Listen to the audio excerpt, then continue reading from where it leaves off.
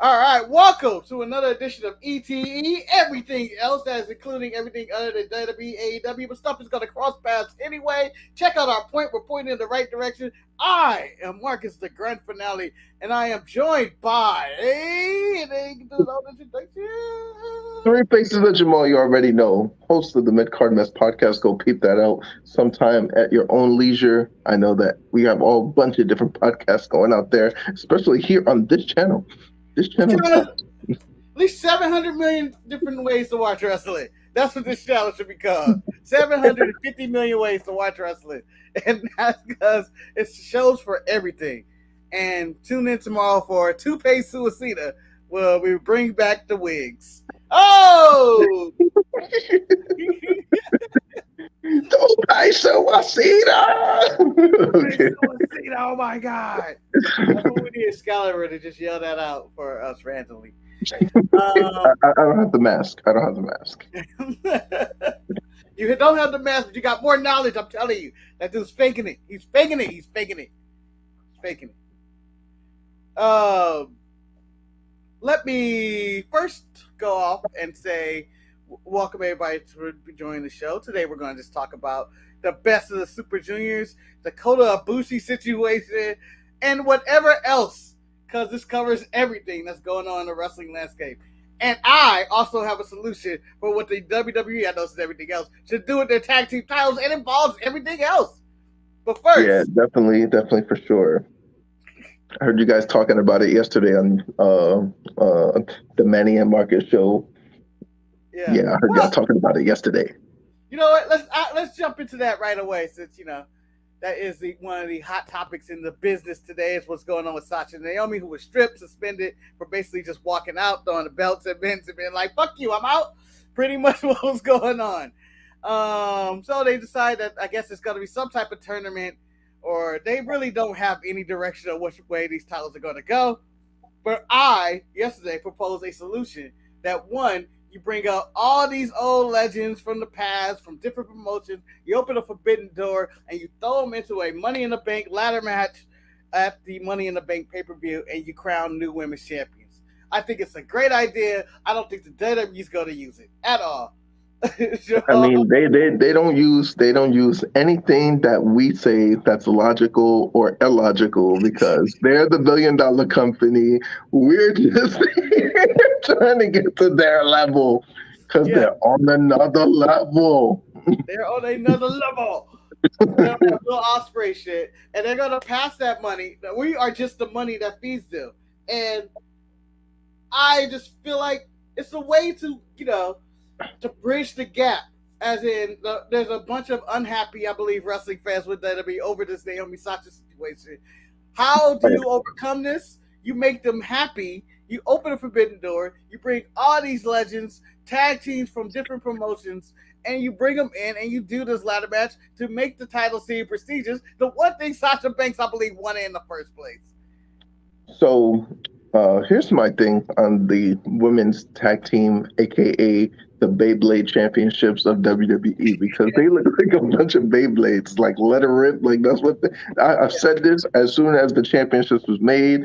Why are they doing this if they don't even have the roster for it? They have the roster for it at that time, and this is like, we're talking all the way back a couple WrestleManias ago when these belts came out, and it's just like, why are they doing this if they're not gonna take it seriously? And exactly what I said happened. Or exactly what I said was going to happen ended up actually happening. Did I think that it was going to be Sasha and Naomi doing this? Probably not. But I did say that they're going to mess around, and whoever the champion is going to realize that this is a crappy title to have. It's a stain on my legacy, and I'm just going to freaking throw it back at management and screw it, and I'm gonna walk out the company. And sure enough, all of this is happening, and I wish I had some proof. I think I said it on my podcast sometime. I can't remember which episode it was. No one knows. There's so many episodes of podcasts everywhere. There's no way to keep track of when you said what. You could have been at a bar telling they're gonna throw the titles at them. They're gonna throw the titles at them. I know it. And I remember saying this, and then as it's happening, I'm like, holy crap, what I said is actually happening. But for real this time. The one time this premonition came true is this one. I I prefer had a premonition. I had the Matt Hardy premonition going on, but I don't. But yeah, man, like you're saying, there's that solution to either do exactly what you said, but then I also had an idea of my own. Oh, All these women that have, they're in the WWE, in the scope of WWE. We're talking NXT UK, we're talking NXT, we're talking SmackDown, which is a very thin women's roster, by the way. Jesus Christ. And then what's going on with Raw? Look, y'all do makeshift tag teams anyway, hold a big grand scale tournament, and that's it. Within the company. Get eyes on the new stars from UK and NXT, mix them up with some of the veteran stars of today, make the tournament happen, and then you'll see. yeah, but at the end of the day, even if the tournament happens, again, we've learned this from the WWE. Vince don't care about no tag team wrestling. He damn sure don't care about women's wrestling, and damn sure don't care about women's tag team wrestling. That's just a double on. Yeah, that just keeps going and going. Like it's just like, oh, this is layers on layers of stuff. So we'll see. Both our champions are black too. What? It just it went lower. It just went lower. Killing me. I feel like the only person on the planet that honestly really care about these belts in the WWE scope is Sasha Banks, who this is the second time she's walked out over these belts, I believe, because she didn't want to lose it with Bayley at the time or something, and I don't know. So a lot of people are saying that we don't know about the situation when it pertains to Sasha Banks. It could have been a medical issue and things of that nature. And what a lot of people don't take in consideration is that, they want to be on the, mental health is a thing versus mental health not being a thing. But if you look at it as a medical issue, mental health is a medical issue. I would know that more than most. I mean, I went to Afghanistan 2 times. I still got all 10 fingers, 10 toes, but it does something to you. Not saying that, what they're going through and what I went through in Afghanistan is on the same echelon scale, but mental health is a thing. You're a WWE superstar. You are a professional wrestler. Like, let's put WWE superstar aside because this is everything else. You're a professional wrestler. Your job is to professionally wrestle as an independent contractor for whatever company that you are signed, not signed, trying to get your name and build your brand. The second that you stop, you are irrelevant. You're done. The dirt sheets don't care. No Meltzers, no Sam Ross, no Bob Ross, no Jim Ross, no any Ross. It doesn't matter. It don't matter. Bob Ross painting a picture of Sasha Banks. Damn, gone. So, this is an ever evolving door. If you don't we understand this at a smaller level. Me starting my podcast a couple years ago, last year, a couple years ago. You guys started 7-8 years ago or something like that. 15 years. 15 years. So you got to do my knowledge on that. So you see what I'm saying? It's rough. If you stop, then you're forgotten about, and then somebody else comes in and becomes that spot. It's always about taking spots. It's always about taking spots. It's always about who's next. The business moves so fast. From one week you could be the next great star, and then the next week, I forgot your name, even though I'm knee deep in this, going oh shit, what was that dude name? Right. This is for those Lars Sullivans. This is for those Parker Bordeaux's. This is for who was Harlan in NXT. Yeah. For those that don't know what I'm talking about. This is even for people he's wrestling on the indie circuit right now. I can't remember his WWE name. ACH. Yeah, ACH.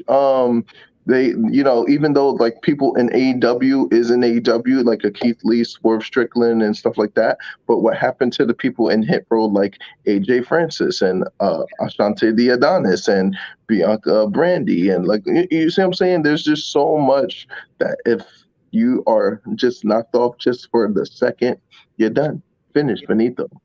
I want to also go with her name was BFAB in WWE, not Bianca, but Brandy. Would you would seem like Be- Bianca Belair and Brandy Rose together? It was like Bianca Brandy. Be fab. Be That's a fab. wrestling name though, Bianca Brandy. That's her. That's literally her name. Oh, damn! I didn't honestly know her first name. I just know her as BFAB. She got bars too. Like if you go peep it out, like she got music videos and stuff like that. She got some Rasta shit going on. So Oh shit! I didn't know that she was Latina at all. Yeah. I knew when they were feuding with the Legardos, and then she was speaking Spanish to him, and I was like, oh, she's mixed with Latino. So anyway, moving on from WWE and their drama, let's get into the Kota Ibushi drama, which I guess chapter It's 2. all your fault. It's all your fault. I'm pointing at you. It's all your fault. I didn't do It's anything. your fault. We knew the Yakuza was gonna step in. We knew it. He was talking too spicy out there in the streets. Talking about he gonna expose everybody. For those who don't know, Kota Ibushi in about maybe a month ago released that he's frustrated and feels what's the word? Exploited in New Japan. He tried to do a date and they got mad or something, and then he was like, "I'm gonna expose you all. I'm gonna expose you all." As soon as he said he's gonna expose, then they exposed his whole file history and just started going ham on him. That's crazy. Yeah. That's your ma, dude. Like they talking about his ma got kidnapped or something like that. This is Japan, y'all. They don't play no game. Don't play no games. They were playing no games. That's right away. You said they would disappear him as soon as he started talking, but now it seems like they from the translation from what I read is that his mother on Mother's Day attempted suicide due to the news that they were putting out on Ibushi in Japan about all of this going on. And it's like, dang. And so he's going back and saying how they tried to expose him and how they have dealings with the Yakuza and all this. This is getting out of hand. It's going to be a Dark Side of the Ring episode. It's definitely looking towards leaning that way. This is going to be Dark Side of the Ring 2024, the Kota Ibushi incident. And then they're going to explain how Kota Ibushi was this great wrestling star. And then they're going to have some fool playing him in the freaking background, and they're gonna be like, "Yep, he should have said what you said in Japan." There's gonna be some country motherfucker too. It's just gonna be in the back. He should have never said what he said in Japan, and this is exactly how it's gonna go down. Not even connected to it, but they're gonna have Jim Cornette and Vince Russo talking on it in whatever episode. But this stuff is crazy, and I just think there's a simpler solution. I believe New Japan released Ibushi out of his contract. I think I read that somewhere. But it's still like, man, this is getting out of hand, and I don't know what the situation entails that will resolve all of this. It's just so bad because like it's a black eye on the professional wrestling business, and the professional wrestling business has a lot of black eyes when it pertains to who's watching professional wrestling, especially in the New Japan Pro Wrestling realm. And like there's a lot of people that look at New Japan as the golden goose, like they're Japan's WWE. Like they can do no wrong. They are humanitarians. They do shows. They go all over Japan. They do everything. But when you hear stories like this, you're like, oh, wait a minute. What's the underbelly? What's happening? What is going on here? I thought you guys were the good guys. They are not the baby faces here. We gotta stick with Ibushi and stay strong with Ibushi. And I hope that nothing bad happens to him, because if something does, then this is definitely Dark Side of the Ring 2024. Yeah, and we don't know the dealings of everything is going to go down, how this is going to be resolved, but it does seem like it's going down a good path, especially with Twitter, I guess, being involved in this. Everybody going to Twitter talking about this and that. And I believe New Japan has yet to release any statement on this. They are And this just is the thing that they should have done. Don't say anything. Let it run its course. yep. If only WWE could take that advice on the Sasha Naomi thing and not just bring this shit Yeah. up in 2 minutes. Finn Balor is on his way to the ring, but Sasha and Naomi walked out. Hey man, chill. We're in the middle of a different story. Can we find out that after the show is over, then we can talk about it? Like, damn. You don't have to say it live on TV. Oh, well, I'm disappointed in Sasha Banks and Naomi. Were you even a fan? Like my boy Kendrick. If shit hit the fan, is you still a fan? Kendrick Lamar, by the way, ladies and gentlemen. Fantastic album. I really enjoyed this album. And dang, he has one of the best, what is it, 4 albums already? Yeah, that span of collective work is incredible. It's ridiculous. It's ridiculous. Oh, yeah. So hopefully something gets resolved in this one, and it's not like a tragic ending to this, because this seems like we're just going down a dark road with all of this information, and it's not like a whole lot of information. It's just like whatever basically Ibushi decides to put out on Twitter. That's kind of where we're getting everything, and that that's his side. I'm not even saying New Japan are innocent in this one, but they haven't release their side of any of this. So I think they're handling it better than what another company would. I mean, we've seen messy stuff, especially with WWE. Impact Wrestling still has a black eye when it pertains to how they treated their talent. I mean, they're rebuilding in that way. Like, everything from that owl to Hulk Hogan and Dixie Carter and all that other stuff. Like, when they didn't know what, they had an identity crisis with GFW, and it's just like we've seen this happen before, but in the Japanese side and New Japan side, it's just a mess, and it's unfortunate because there's so much great things happening in New Japan, like the Best of the Super Juniors. Yeah, which we're about to talk about today. A lot of good stuff going on. I've watched so much Super Juniors in the past 3 days. Because each show is like 3 hours, and you're just watching matches, and you're like, damn, it's a lot. It's a lot. So I'm just going to pick out some of the highlights. I'm going to start off with the last show I seen, the one that just kind of ended a few hours ago, I guess. And some people's mind. I don't even know what they call the shows. I just got the dates. It's just the Best of Super Juniors date, the May 25th episode. Yoda beat Hiromu in the main event. And crazy, right? That was crazy. I did not see that coming. Even when the finish happened, I was still going, oh, he did kick out. That was a 3. That was a 3, damn. He pretty much just worked on Hiromu's leg for the most of the match and got the best of it. And I was like, damn, I didn't see that coming at all. But I think that's gonna be the strategy for everybody that's gonna face Hiromu coming up soon. If I'm not mistaken, I think Kanahamaru beat Hiromu that way too. And it's insane to me. There's so much matches that went down that you were like, oh, whoa, that happened? Nah, wait a minute. Well, Kamarahu and Ishimori fought for like 2 minutes and it ended. I was like, what is this? I was not expecting that to be as short as it was. It was probably, I believe your boy Kevin Kelly said, shortest match in the tournament by far. They just basically spit in his face, and he was like, "Oh, that's it." And I was like, "Damn."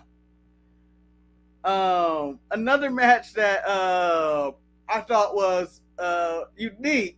I wouldn't say it's the best match. It was a good match, but the ending of it, I was like, "This is a little extra." Show versus Tamaguchi, in which the power goes out. There's like 80 people interfering, all the club and whatever, Torture Squad, whatever. They're all out there to interfere in this match. And I was like, this is excessive for this match.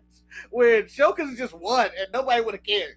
No one would have been like, oh, Tamaguchi should have won this one. No, Sho should have won this hands down. I was just like, dang, they really went all out with this one. But maybe they'll bring this back later in the tournament. The controlling the lights and trying to interfere to continue Sho's run through this tournament. So here's the big thing, especially when it pertains to Bullet Club in this tournament. So the workhorse obviously is the champion, Ishimori. He's going to be, the champion. The spot monkey of the tournament is going to be obviously El Phantasmo because he does what he does. It's El Phantasmo. El Phantasmo, baby. Glowing lights and everything, But with Show, it's a little different because Show is not only just a part of Bullet Club. There's a subgroup in Bullet Club, for those that don't know, called the House of Torture. They are really trying to play this House of Torture angle. They might break off. They really might break off and just be the House of Torture. They should break off. They should. Like, I'm just waiting for it. Yeah, it would be a nice clash in with their Bullet Club to break off with the actual Bullet Club because I feel like there is a separation here. Like with Dick Togo and everybody else, it seems like they're gonna break up with Jay White's Bullet Club and maybe even have a little feud with it. Maybe not. I don't know. But I would rather see them broken up because Bullet Club is, I don't know, it's like 700 members now. Nah. It's at the current moment in time, I believe it's 17 guys. We cut 7 of them out of there. You still have House of Torture. Still 10 people. House of Torture is just literally 4 guys. It's Show, Dick Togo, Chaka, Yujiro, and Evil. You can expand though. You can expand it. Takes one more out of the group. But see, what would make it interesting is if they brought somebody else into the House of Torture. Somebody like a Yo that's teamed with Show before. Make Yo part of House of Torture, not necessarily Bullet Club, but if House of Torture separates, then put Yo in House of Torture, and then they could be bad guys, and then that Roppongi 3K bullshit could be over. They could call him some crazy ass name. I don't know. Stop calling him. Just don't call him the Shockmaster. Just don't do that. Just don't do that. I can see Yo turning heel after watching that match too with Hiromu earlier. I was like, he'll be a good solid heel. I don't really like him anyway. I mean, he's basically what a young Kushida was. All talent, no charisma. Yeah. Shout out to Kushida, who is just wandering in the stratosphere of wrestling. I'm sure he's going to show up somewhere. He's just waiting for, he's debating on if he should stay in America and work or if he should go back into Japan because, he lived that good Florida life for such a long time. With his wife and his little son and, Also, we have other people to showcase and spotlight. Ace Austin, the X Division champion, having a really good showing. I think he only has 1 loss. He has some really good matches if you go follow up. He fought Alex Zane on this latest one in the, I believe, the opener, right? Was that the opener? Yeah, son. That was the opener. Ace Austin with the win, though. That was crazy. That was crazy. Alex Zane is doing good in this tournament, too. But, yeah. Dang, do I have the brackets up? Do I? I know. I was going to look for it and look who has the most points and all, but I'm just like, I know who's doing well. Oh, wow. All right. Am I still here? Yes, I'm still here. But all right, I think I got the brackets up. I think I got the brackets up. I got the brackets up. All right. So concurrently, if I don't know what's on my screen because, It's just a finger. It's just a finger. All right. Cool. Can you see me now? Nah, I just see a finger. Oh my God. You're kind of frozen. Hold on. We need a technical difficulty sign. Don't currently have one.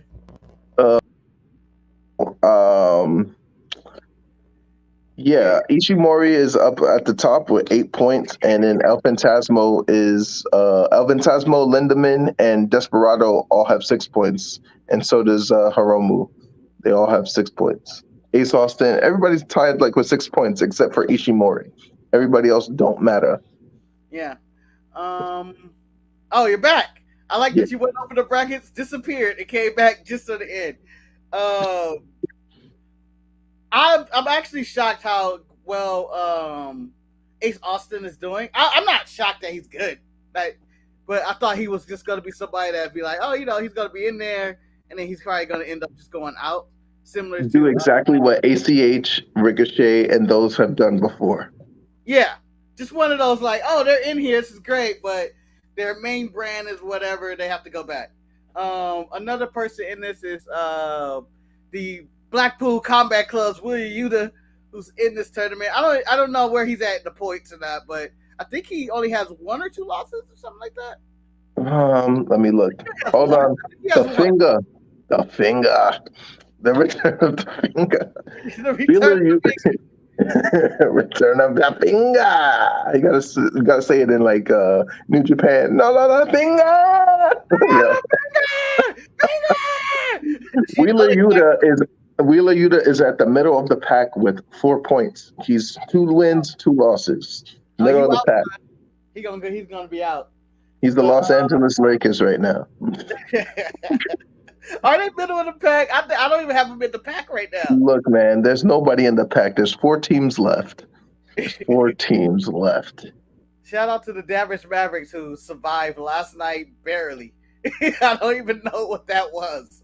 That was Luka saying we're not some suckers. That's all that was. I don't know. I was impressed at the start, but then towards the end, when the backups was kicking their ass, and I was like, just leave them in. They were D'ing them up, and it was like, oh shit, we're done. They put the starters back in. But a match. My favorite wrestler in this match so far, who's had I think the best collection of matches, is El Desperado. I think he's had the best collection of matches. I thought his matches with Yuta. Who did he fight on the previous show? I'm blanking out. Damn it! Too many matches. There is a lot of matches, but I think here's the synopsis of what you're trying to say. People have slept on Desperado for a long ass time. People are doing to Doki what they did to Desperado in the past, and Desperado has proved not only to himself but to New Japan management that he is a champion-worthy person in the junior division. He's had fantastic matches and won with the likes of Hiromu, with the likes of Taji Ishimori, with the likes. He's just an incredible wrestler that people do not give enough time of day, and he's doing great things for Suzuki-gun. Zack Sabre Jr. would be where El Desperado is if he's not fucking off and fucking around trying to win the IWGP Heavyweight Championship. Let's just put it that way. He took Zack Sabre Jr.'s spot in the junior division, and he's running with it fantastically. Yeah.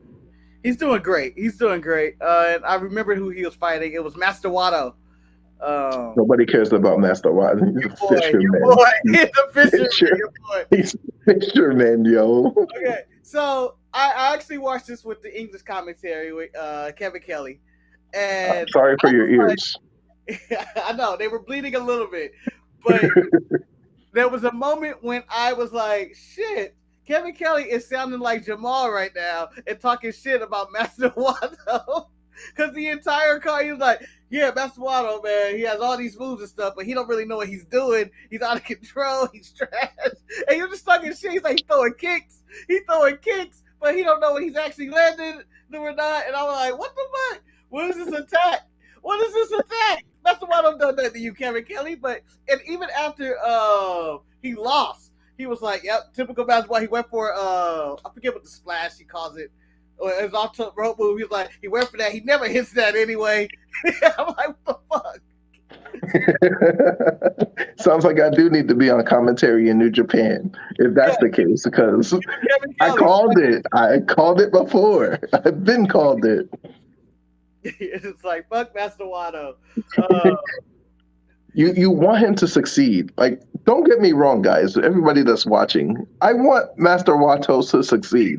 It's just that he's got to. I don't know. He can't. He has to change to Master Wato.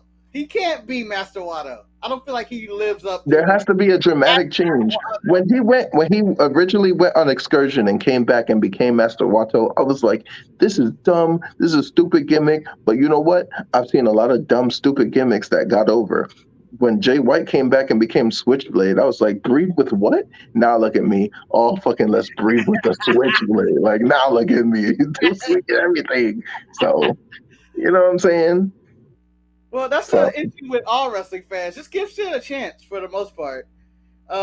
Stuff is stupid at the beginning, and then, it does hit back. It does hit back. The New Day is a prime example of this, and I don't care what nobody says. Everybody was not jacking the New Day when they first came out. Yeah, they were trash, and you were like, "What is this?" And then it started to. They fleshed it out. They figured it out, basically. I agree with Levi for once. Oh, which one? Which comment was it? He said Doki was awesome, or is awesome sauce. And people who don't understand that reference, like I was saying earlier about Desperado. So Desperado taking Zack Sabre Jr.'s spot. Doki is now taking Desperado's spot into the wrestler that is and can be, but it's just not there just yet. Yeah. Doki's okay. I don't really like. I'm not the biggest fan of him. Man, you better look back at the Super Juniors this past time. I mean, not Super Juniors, the G1, that match that he had with Zack Sabre Jr. He lost, but look at that match. That's all I have to say. If you want to question Doki's ability, I'm going to look at that match, and then I'm going to say, "Oh, Zack Sabre Jr. carried Doki to a good match." That's what I'm going to do, and I'm not going to even lie. I'll be like, "Oh, he all right," but I don't know. He's okay. He's just okay. I don't know. He fits in that category. He just seems like he's just another guy on the roster. He's not no fisherman, yo. Well, I have him ahead of Watto as well. Watto, I just don't get. He looks like a waterbender, but doesn't really do it. Yeah. What Pokemon is this? What Pokemon is this? What the? No, confusion. Upside down. Oh man. But that's all I really have to cover for that. Other than just watch it, people. Just watch it.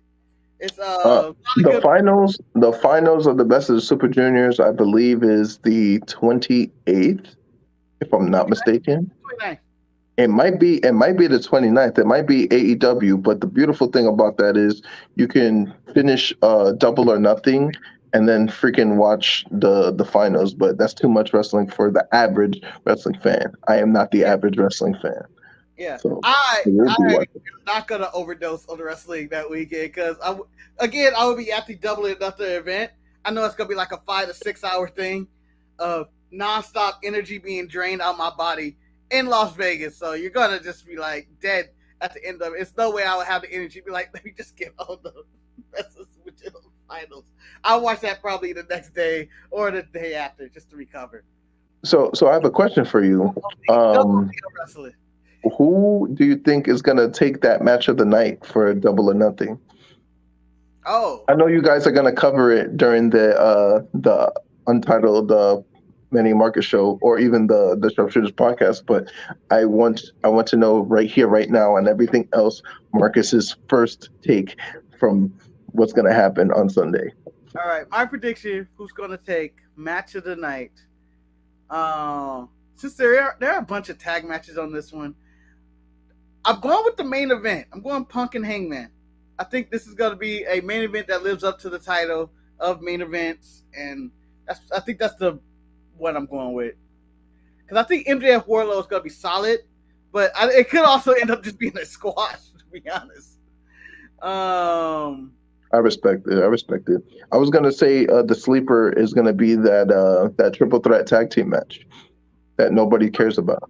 Yeah. Because they spent the build for this pay-per-view has been so like they spent no time on really anything. It's a lot, but no time. I don't know how to explain it. They like, oh, we're throwing all this at you, but we really that's the same thing with the Serena Deeb Thunder Rosa match that's going to happen, but that's like a multiple build on the division, so that gets a pass. The Deeb story.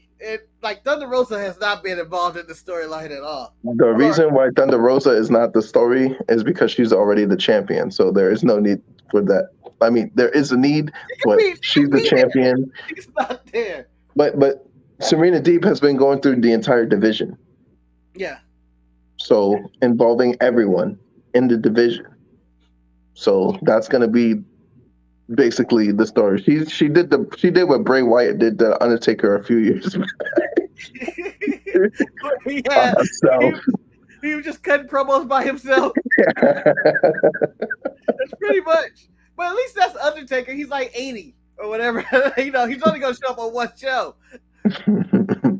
Thunder Rosa's in the prime of her life probably at this point, like 30 something, and it's like she should be there. They should have at least some time to set it up. At least one confrontation between them.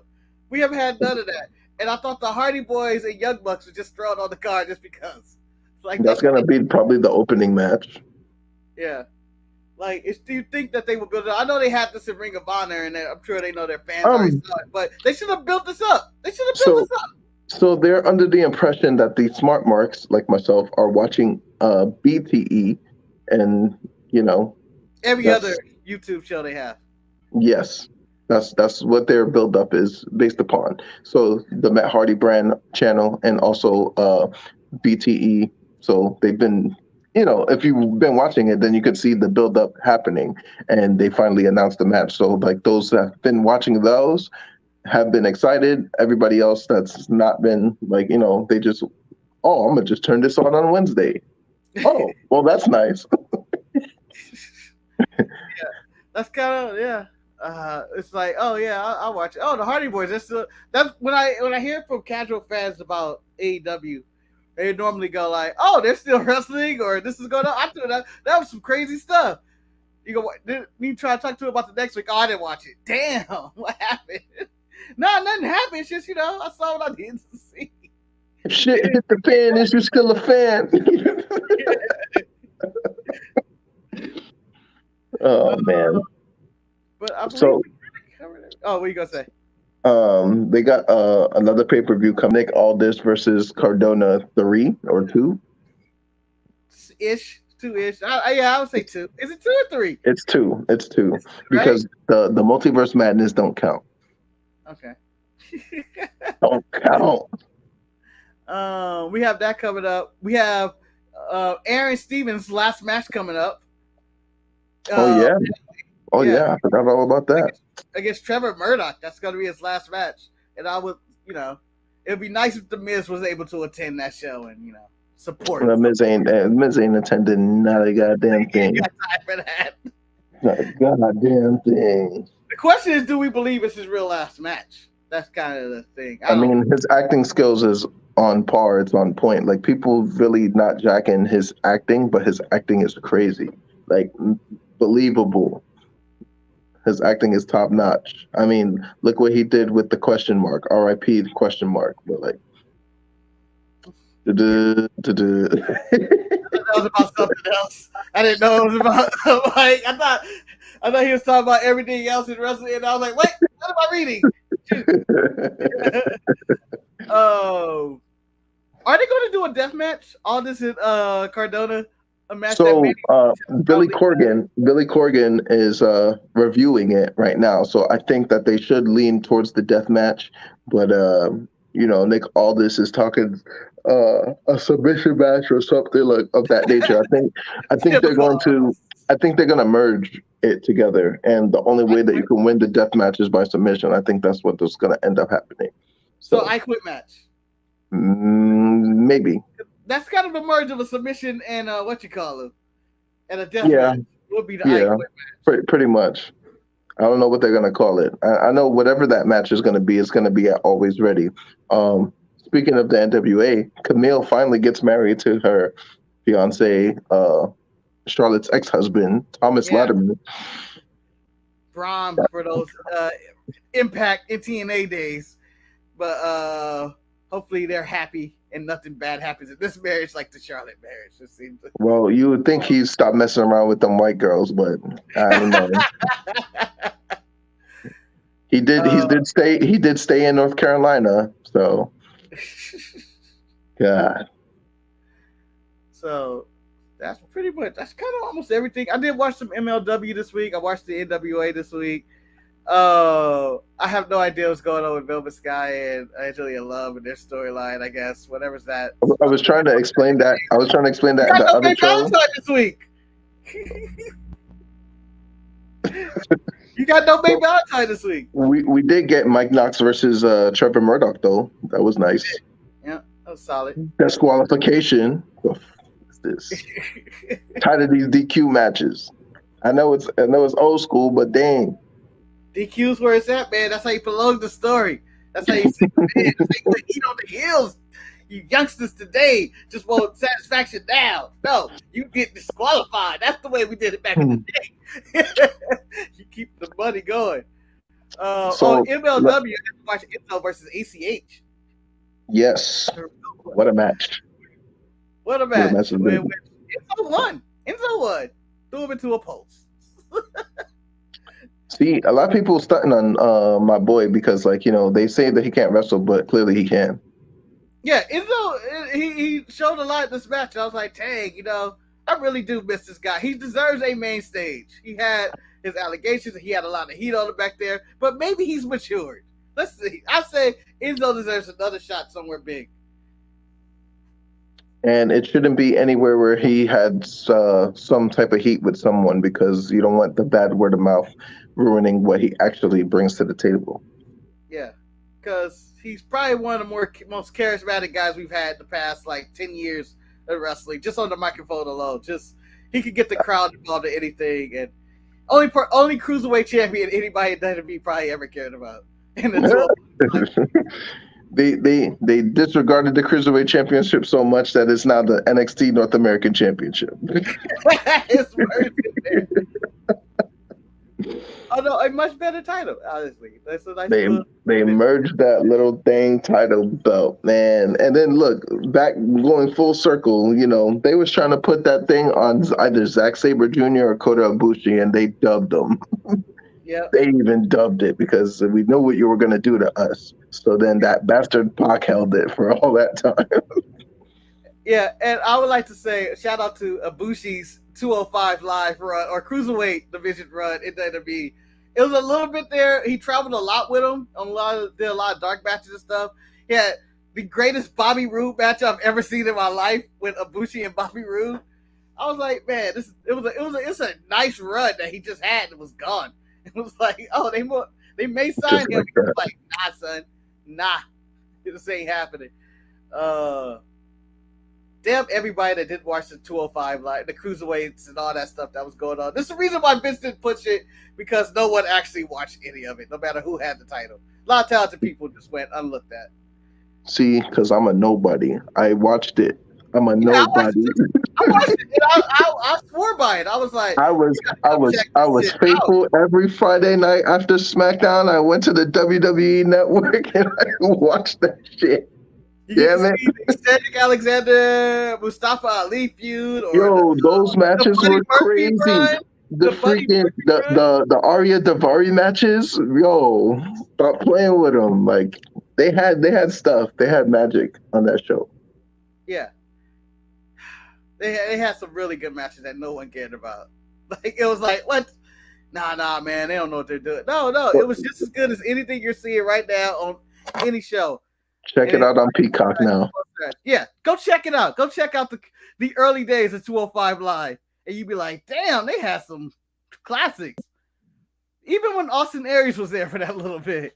Man, Austin Aries and Pac should have had a greater match than they did at WrestleMania. Yeah. There's a pre-show match just thrown on there with 0 people around. It was a solid match, but it's just no one cared. No one cared. And that was when Vince McMahon decided, never doing this again. It's his fault. Yeah, I know. He kept putting them in 6-man tags on Raw. Like, just throw it out there. Damn it. Yeah. What else do I have before we go? Oh, the wrestling code. I want to play that. That's the next wrestling game I'm waiting on. AEW is taking its sweet, sweet, sweet time. So the wrestling code is the next game. I hope AEW takes more time than what they're doing. Because what I've seen so far, it looks like, this looks like some N64. Maybe not even. That's what they were pushing for. That's what they were pushing for. Yeah, but you can push for that. I don't care how it looks. You want to update it. I don't care how it looks. I just want to play it. I want to see how it plays. I know this wrestling code game is going to play something. I just hope it's not ass. Like these, like you ever played 5-Star Wrestling on PlayStation? God damn. A long time ago. Yeah. Oh my God. As long as it's not that, then I'm happy. God. I've played every single wrestling game that I could think of, man. Every single one. I think the worst one ever though is Royal Rumble for the Dreamcast. I think that may have been the worst wrestling game I liked it, but not for the Dreamcast. I like playing it on the big block console because it was like 4 people. You could just do the Royal Rumble match and stuff like that. The Royal Rumble match was the only match that was fun. Everything else was basura. The worst game that I think I played. The worst game. Don't even know a game. Manny doesn't even know a game. The worst wrestling game that I've ever played. It has to be this obscure Japanese wrestling game. It had like the likes of Stan Hansen and Vader and all these. It was sort of PlayStation 1. It was sort of PlayStation 1. Like King's Road. You played Retromania Wrestling? I love Retromania Wrestling. Oh, this is the one he played on here that he hated, I think. I thought that was the game. You know why he hated it? No, I got you, Manny. I know why you hated it. I know why you hated it. You know why he hates it? Because Nick Aldis was splattered across that whole fucking thing. That's why. There's no ifs, ands, buts, plus, or what's about it. Manny is biased against Nick Aldis. That's it. End of story. There's no. That's why he hated it. If you take it for what it is, it's a great game.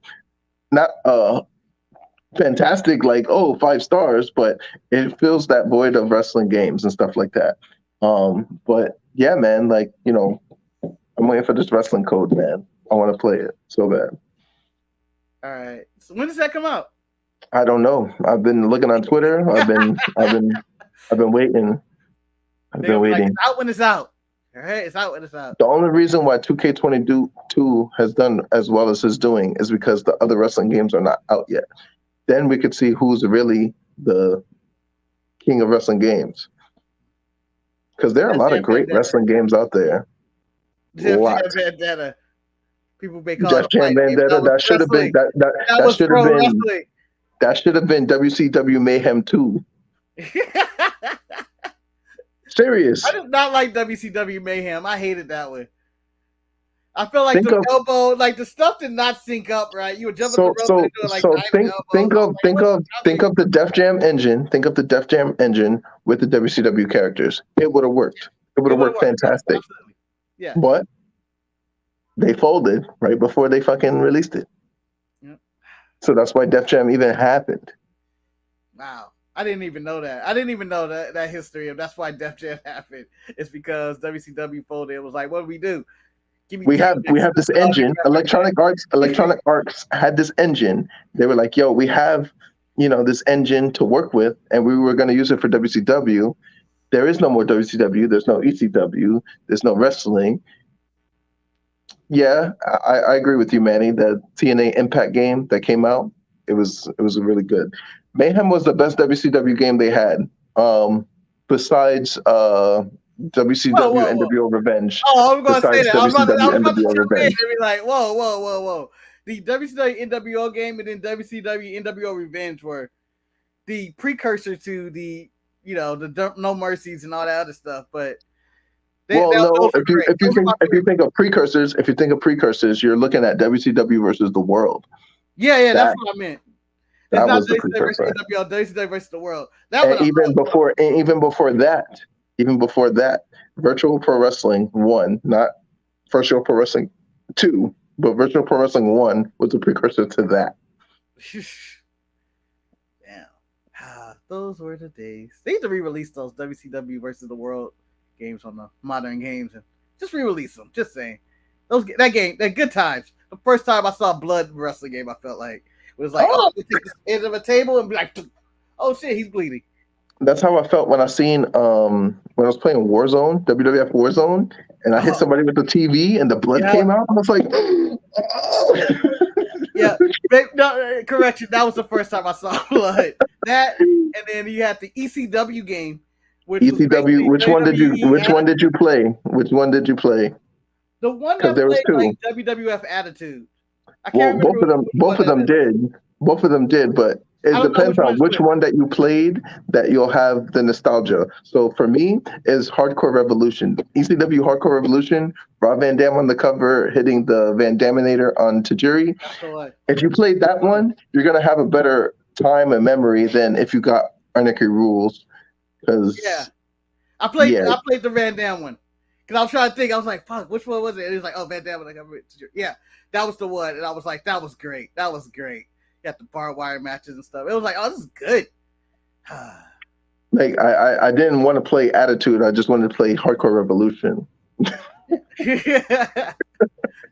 I remember not liking Attitude that And much, but it's liking the same engine. ECW more. Yeah, but liking ECW. I know that was weird. I don't even know what it was. Maybe because I was like, oh, this is ECW, it's edgy. Maybe as a kid, like, oh, I want to do something edgy. No, And that's the crazy thing too, because I had Hardcore Revolution first before I had Attitude, but I had Warzone before that. disagree. Oh my god! You didn't play. You didn't play. I can't even remember the one. The one, not Anarchy Rule. The other one. I can't remember the one. Hardcore Revolution. Hardcore Revolution. I can't even remember the name of the one ECW game I like. There was only two. What was the? I know it's the sidetrack of random wrestling games and whatever. The one where the wrestlers had the WWE game when they had the superpowers and you could throw like projectiles at people. Immortals. What, WWE Immortals Immortals. Arcade or something? I don't know. One of them. Oh wait, no, that's arcade, the arcade. WrestleMania Arcade. We had the Undertaker. He'd throw like purple tombstones So, at you or something. and then Razor Ramon actually had the fucking lasers as hands. Yeah. Shawn Michaels for some reason had a baseball bat. I want to say that was a bad game, but was fun. I don't even know how to explain it. Like I was like, I don't think there's much here. But It's one of those. It's one of those guilty pleasure games, like Lucha Libre AAA. Copy and paste from Impact Wrestling 2006, 2008, whenever it came out. But it was with just Lucha Libre characters, and I loved it. It was just copy and paste. Those were the days to be young again. And just, I bet you current me would just shit on it for whatever reason. Just play it. It's trash or whatever bitter wrestling history I have in the world or whatever. When you get older, you're like, oh man, this is terrible. But back in those days, those were it. Those were the games. That's it. We kind of covered everything, and this was everything else because we even covered video games, the history of wrestling video games. Check out, a million of these games now. Fire Pro Wrestling is probably I think the pinnacle of wrestling games right now, right? That 20. It's the top three. It's the top three wrestling games right now. Yeah. You'll be surprised at what number 2 is. Ooh, what's your number 2 right now? Wrestling Empire. I think Eric had that one, and I played it. So Wrestling Empire, for those that don't know, is it was a PC game back in the day called it was a PC game back in the day made by this guy named Matt Dickey, and basically he kept making these type of games where he'll have like off-brand versions of Slam Masters was okay, Levi, it was all right. They had the creature. They had the creature in there. They had that fake Hulk Hogan that kills himself at the end of the story. Suicide. The real Hulk Hogan story. They were a precursor. Probably gonna happen at the end of Hulk Hogan if he steps in the ring with Ric Flair one more time. but God forbid no, that happens. Actually Saturday Night Slam Masters was direct the very first time that anybody has seen the Stardust character. So yes.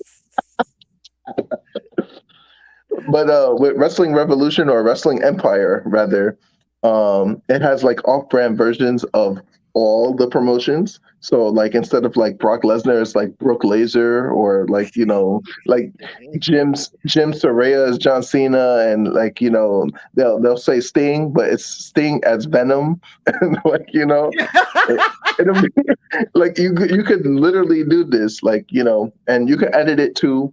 You can edit it to make them their real person, they're real counterpart people. But it's just a fun little indie wrestling game that, like, you can literally do multiverse madness on it. You could trade, you could GM mode, you can create your own wrestlers, you can create your own roster. You can play throughout a storyline. You could jump people in the back. You can have backstage matches. It's fantastic. It's definitely my number 2. Wrestling Empire. It used to be Wrestling Revolution. Then they had Wrestling Revolution 3D, which made it 3D, which then made it to Wrestling Empire. You could get it on the Switch, the Xbox. Can you get it on PlayStation? I'm not sure. But I have it on the Switch, and I love that thing. Yeah, I believe Eric has it on the Switch, if I'm correct. But that's the end of the show. I enjoyed the video game talk at the end. A little taste of nostalgia, if you will, at the end of that. So you know where to find Jemal, our SoundCloud. Let me do the point here in this direction here. You know where to find me. Allegedly, I'm on this channel with Manny on the Untitled, and tomorrow we will be in Toupe's. Which Toupe's go up there now.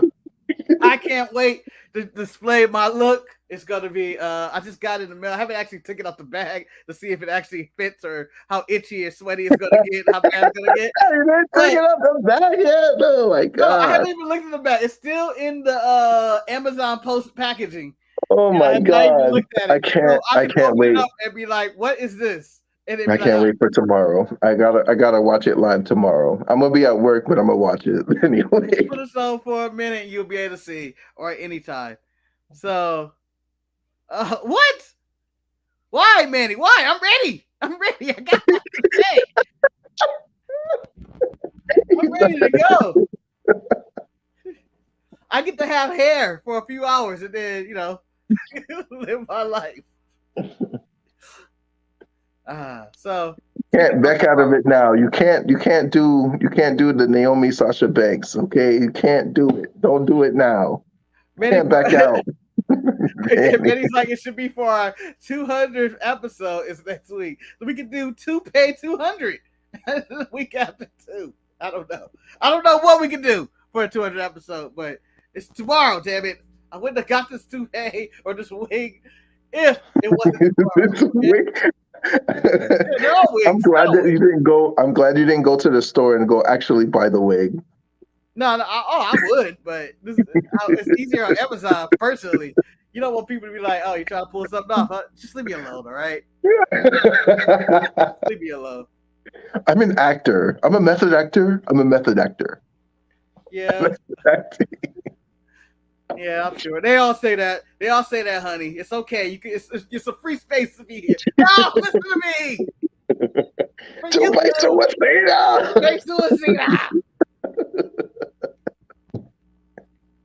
All right. Until tomorrow or whenever I see you guys, have a great day. And check out all this wrestling going on around the world. Until next time, peace out. Oh, wait. Hold on. I'm not going to do it this time. I'm going to hit end broadcast.